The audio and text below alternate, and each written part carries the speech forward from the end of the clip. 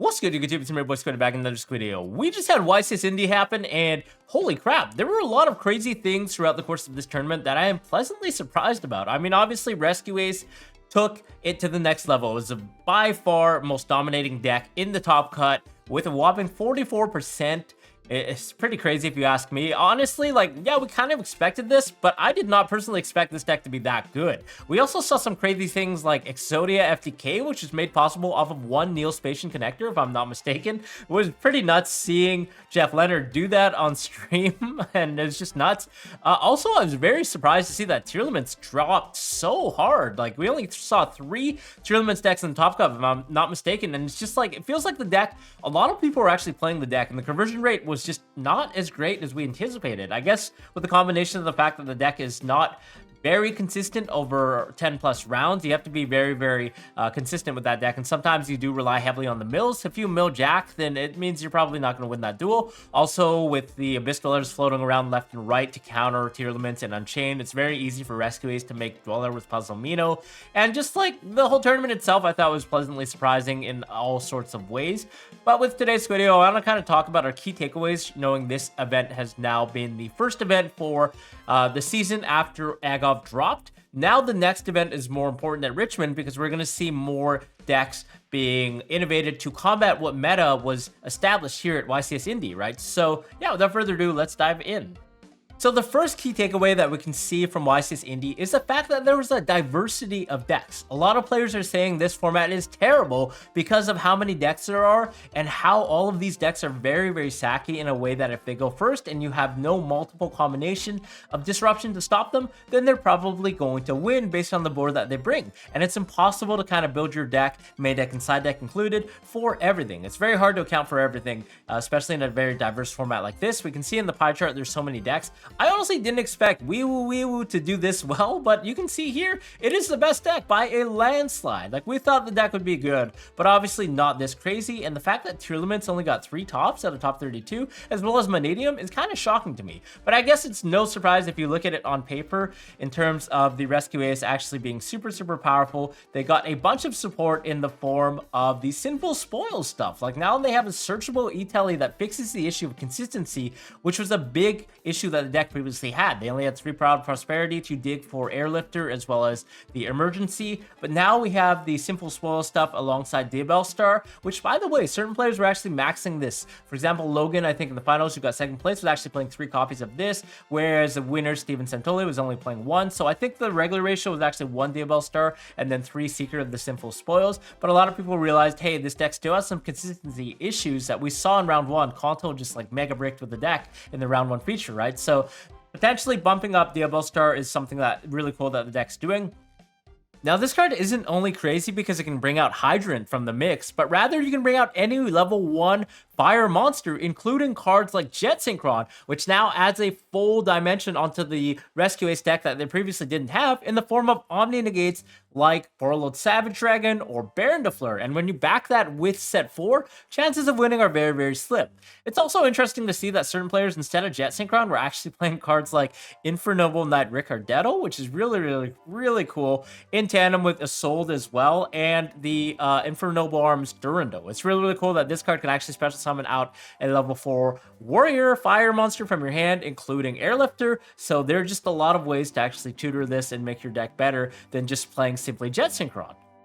But obviously, the deck also got another boost in the form of SP Little Knight, so it's just crazy how this deck is very powerful. But again, we have to account for the other decks too. There's so many other decks out there that are all very prominent. We had a mixture of decks. We had Tier Limits, you can see in the pie chart. We had Vanadium, right? Like, we had other random decks that are still flying around in limbo, like Purely. We had decks like the Mirror Sword Knight Chimera branded deck, even a Tri-Brigade Sprite deck randomly topped, I think. So there are actually a lot of decks out there that you still have to kind of account for. So the first takeaway, I think, going back to the point, is to build our deck in a way that encompasses a lot of matchups, right? So you have to build your deck to play non-engine that's decently good against everything. We saw in the finals where Steven was actually playing enemy controller, and that just allowed him to win game 1, going second to a crazy board of 4 sets plus Baron de Fleur plus Ash Blossom in hand. And this card actually allows you to almost always get a 2-for-1 because it's a quick play, right? By nature, being able to chain this card in response to a disruption like the Extinguish, or the Contain rather, that was chained to the Airlifter, which in response prompted enemy controller to tribute the Airlifter and then try to take control of the Baron, prompting a negate from the Baron, and then resolving the Airlifter as well. So it's like a huge tempo swing. So playing cards that are good against every matchup. This card is not bad going against every matchup. You're always able to disrupt your opponent by stealing a monster, which is always a good thing, preventing them from summoning Zeus by preventing the attack of an XYZ monster. Going second, obviously being a crazy board breaker. So I think it's really important to play a lot of cards that are good against a diverse format. That would be the first point.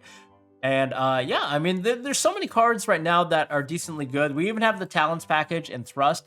These cards are always good against most of the matchups. So being really cognizant of the fact that you have to play a broad span of decks across a 10+ round tournament. For YCS Richmond, this will probably be the case, but to a lesser extent, I imagine Rescue Ace will be dominant now that they've seen the results of Indy. But that being said, still, it's diverse enough that you should definitely be diversifying things. Point number 2 is you have to actually combine your disruptions, like playing cards like Nibiru in the main deck, but also playing other cards to supplement it. Whether you're playing a mixture of hand traps or a mixture of non-engine, they have to be very diverse. You cannot just max out on one copy of a high impact card like Droll Knockford right now, because a lot of times it's not going to be enough. I think going second in this format, especially against the cheese of all these decks that just go off and just win the die roll and just make a huge board, you have to pair it with other things. Like you can even side deck cards like Evenly Matched or board breakers like Harpy's Feather Duster, Lightning Storm, but you always have to pair these with other cards. You're probably going to have a very hard chance of winning going second with just one non-engine, unless it just happens that all of your engine are super powerful and you somehow play out of it. If you're like a god, like Steven did in game 1 of the finals, then maybe you could potentially push through. But generally, you want to have a mixture, at least 2 or more non-engine high impact cards like Hand Traps, you know, pairing Nib with something. We saw in game 3 how important this card was in tandem with the board. So it's not just combining Hand Traps or board breakers, but also combining Hand Traps with a board of your own. So going first and putting up a huge board, having a Nib or something where your opponent just cannot afford to play through that, plus your board, and also account for your comeback on the following turn, right? So I think it's really important that we actually diversify and play a multitude of high impact non-engine cards, so we have enough non-engine to account for most of the matchups, and also have multitudes of them in our hand to account for going second.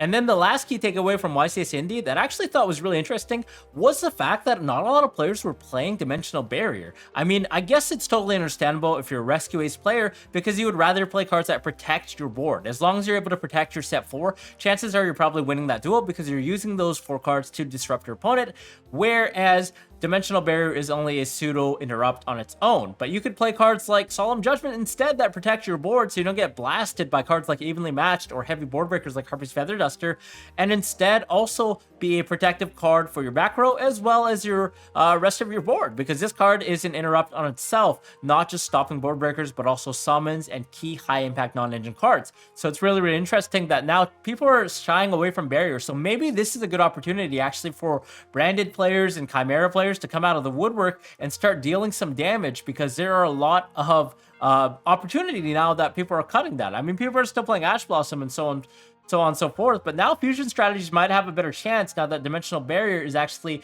seeing a dip from the meta, right? Like previously you had to deal with Ash plus Barrier game 2 and game 3, and it's just very hard, and anti-spell to boot. But now that players are kind of zoning in on playing cards like Solemn Judgment, or in the case of Purely, playing cards like Summon Limit over cards like Barrier, it means that decks that are fusion based have a lot more room to thrive, I think. And in addition to that, Purely decks also have a lot more room to breathe as well, because now they're not going to be facing Dimensional Barrier as much. If Rescue Ace is the best deck, people are just going to play Solemn Judgment because that's probably the better card than Dimensional Barrier in the side deck when you only have 3 slots to dedicate to going first for that exact role. So that's just really something interesting I thought was kind of cool to point out. So if you guys want to build like a fusion strategy, maybe now is a chance to actually take it to a YCS Richmond and take the metagame by surprise, because hey, there might not be a lot of barriers being flipped. So yeah, that's about all I had. Really quick key takeaways from the YCS that happened over the course of this weekend in Indianapolis. So if you guys had any more tips that you noticed from the actual event or anything that we should talk about, definitely let us know in the comments below. Other than that, we'll see you all next time. Thanks for tuning in.